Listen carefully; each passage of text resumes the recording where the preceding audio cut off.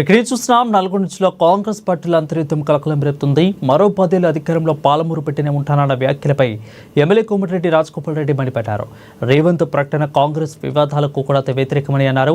ఇక జాతీయ పార్టీ అయిన కాంగ్రెస్లో అధిష్టానం ఆదేశాల మేరకు సీఎం ఎన్నిక జరుగుతుందని అన్నారు.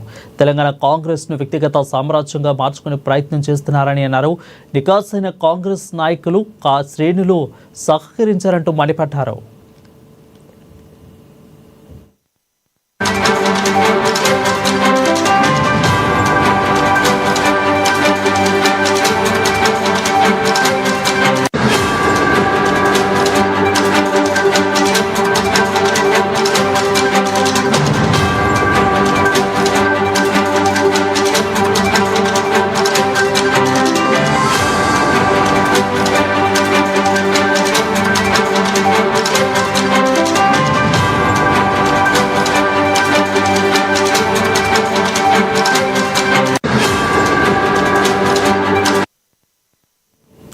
ఇక్కడే చూస్తున్నాం. ఇక నల్గొండ జిల్లా కాంగ్రెస్ పార్టీల అంతర్యుద్ధం కలకలం రేపుతుంది. మరో 10 ఏళ్ల అధికారంలో పాలమూరు పెట్టినే ఉంటానన్న వ్యాఖ్యలపై ఎమ్మెల్యే కోమటిరెడ్డి రాజగోపాల్ రెడ్డి మండిపడ్డారు.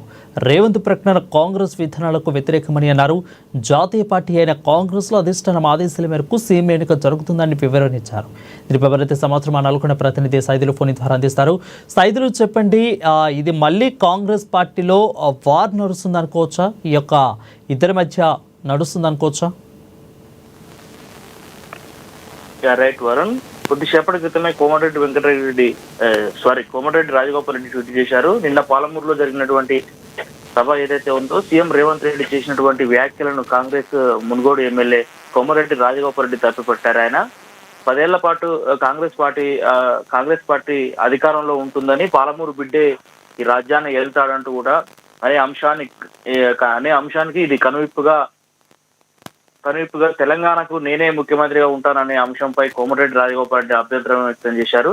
నికార్సైన కార్యకర్తలు, నాయకులు దీన్ని ఎవరు కూడా యాక్సెప్ట్ చేయరు అంటూ కూడా ఈ రకంగా ఆయన ట్వీట్ చేసినటువంటి పరిస్థితి అయితే కనిపిస్తా ఉంది. ప్రస్తుతం కాంగ్రెస్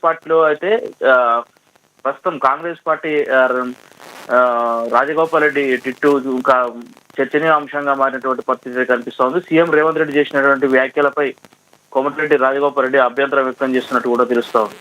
అయితే ఇటీవల ఆయన కేబినెట్ విస్తీర్ణంలో మంత్రి పదవి ఆశించిన కోమటిరెడ్డి రాజగోపాల్ రెడ్డి ఎవరైతే ఉందో తనకు అవకాశం రాకపోవడం వల్లనే ఆవేదన వ్యక్తం చేస్తున్నాడనే ఫీలింగ్ కూడా పార్టీలో జరుగుతున్నట్టు తెలుస్తా ఉంది. ఇప్పటికే రాజగోపాల్ రెడ్డి ఎవరైతే ఉన్నారో పార్టీ అది లైన్ అది కాదు, పార్టీకి మేలు జరగాలనే ఉద్దేశంతో మాత్రమే ట్వీట్ చేశానని కూడా అభిప్రాయం వ్యక్తం చేస్తున్నట్లు కూడా తెలుస్తా ఉంది. వరుణ్, రైట్, థ్యాంక్ యూ సైతులు ఫర్ ది అప్డేట్స్.